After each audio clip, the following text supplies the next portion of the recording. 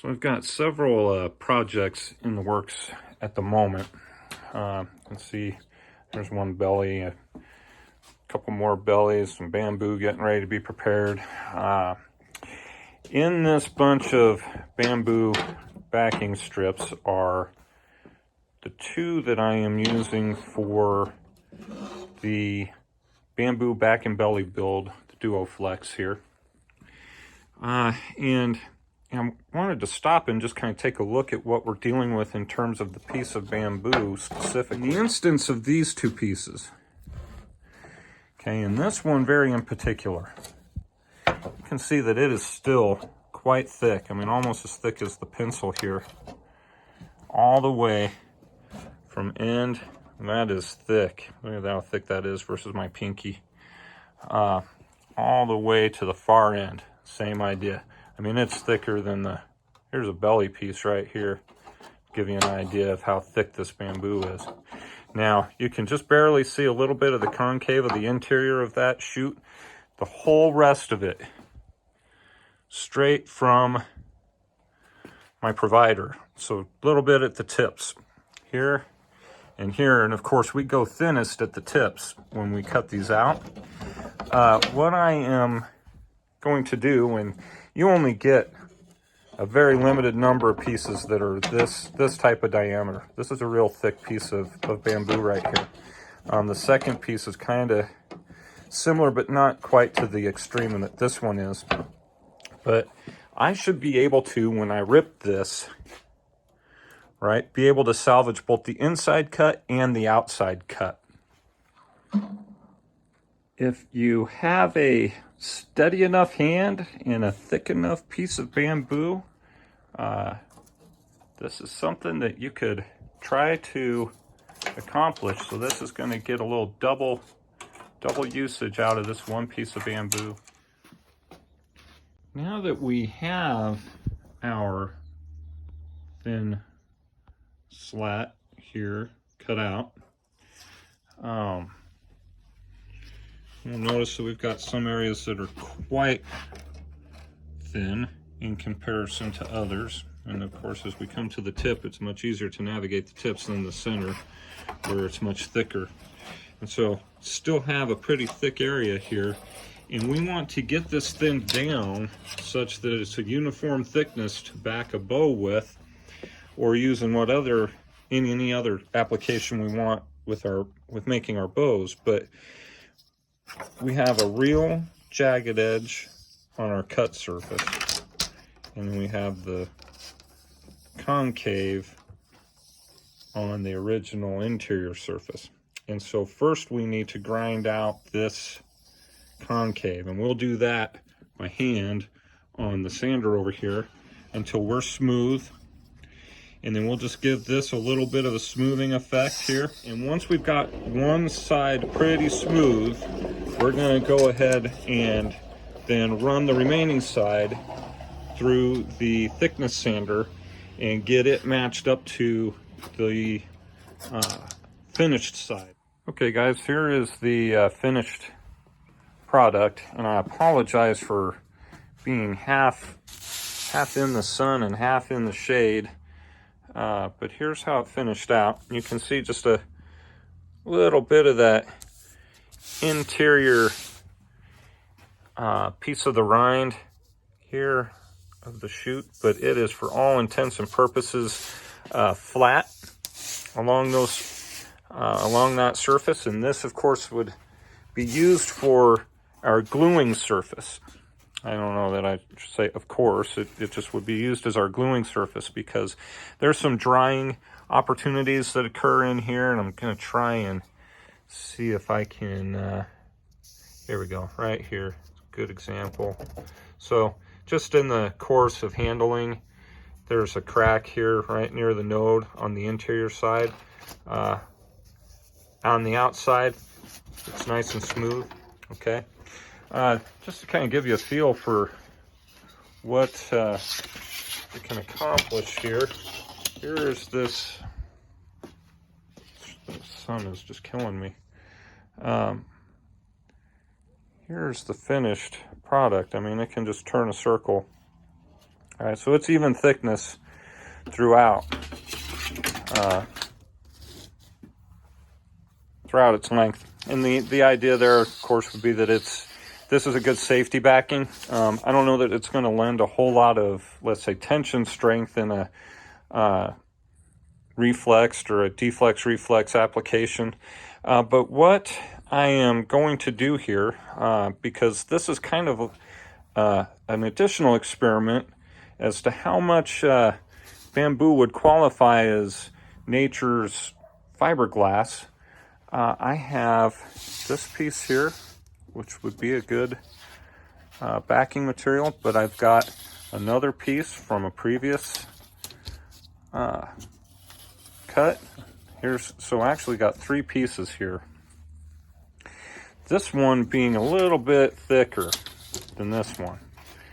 And I am going to go ahead and use these in this application for our Duoflex bow.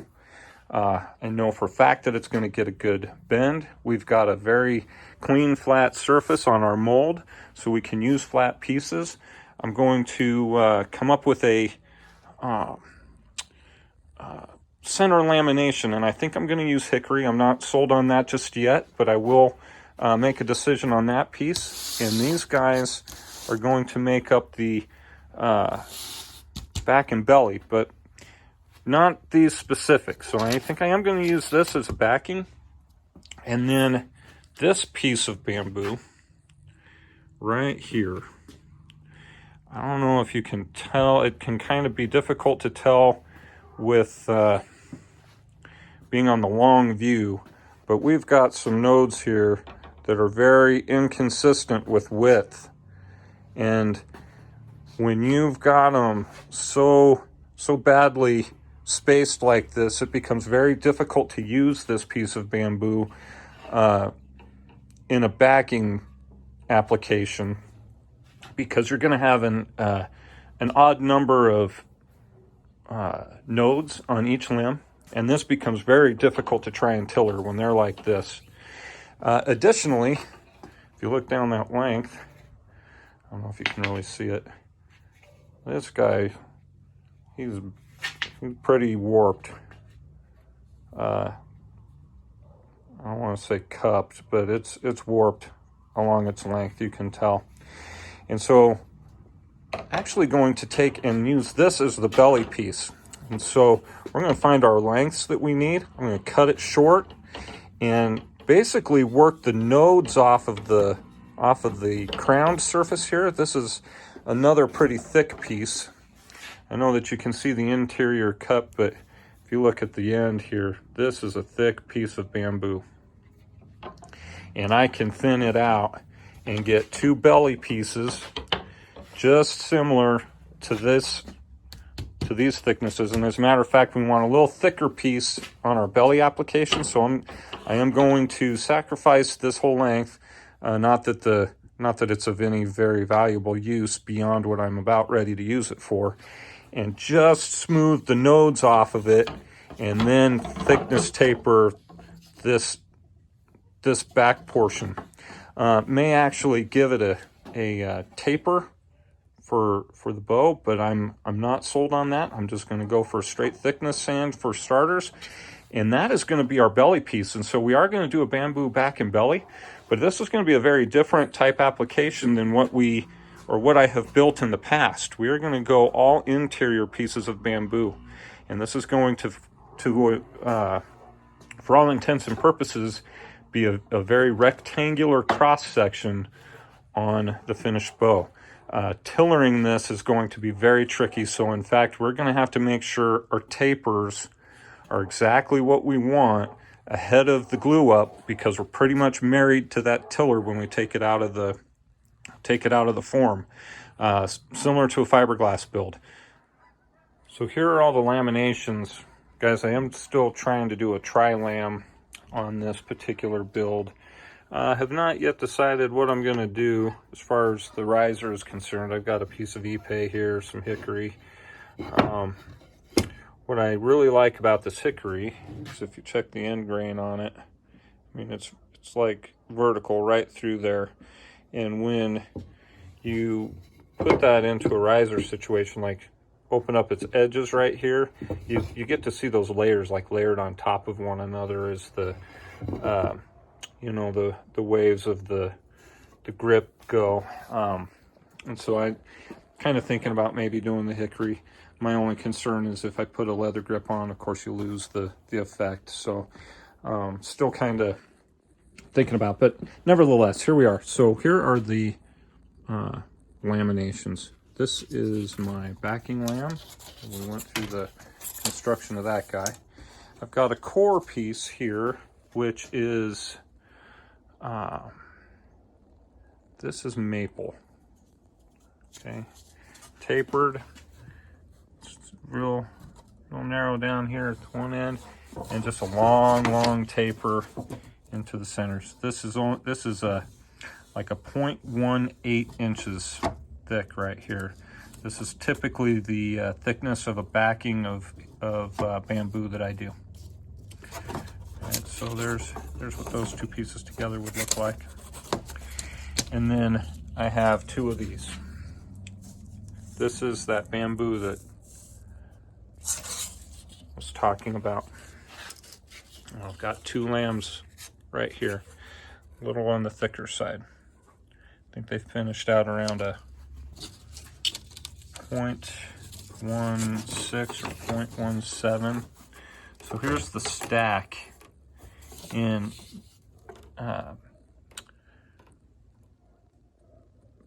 fiberglass bowyers like to talk about their quote-unquote stack, how thick the bamboo or how thick the limb is from back to belly, based on the stack of materials. All right, so stack is actually pretty thick for a laminated bow, but I wanted to take this quick moment to show these parts before I take and put these belly lambs are not yet finished. All right, so they're thickness tapered. They're thickness sanded, I guess. They're not tapered in any way, but they also are not tempered. And so we always want to temper the belly size of a bamboo. If bamboo's on your belly, you got to temper it.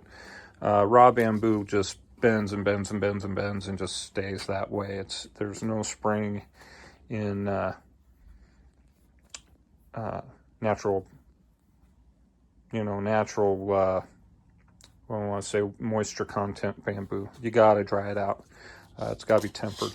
And so we're going to do that next. Okay, if we get any parts of my kitchen that are dirty, you have to look past that. It's not my shop, it's the kitchen. Here's how we're going to measure our progress.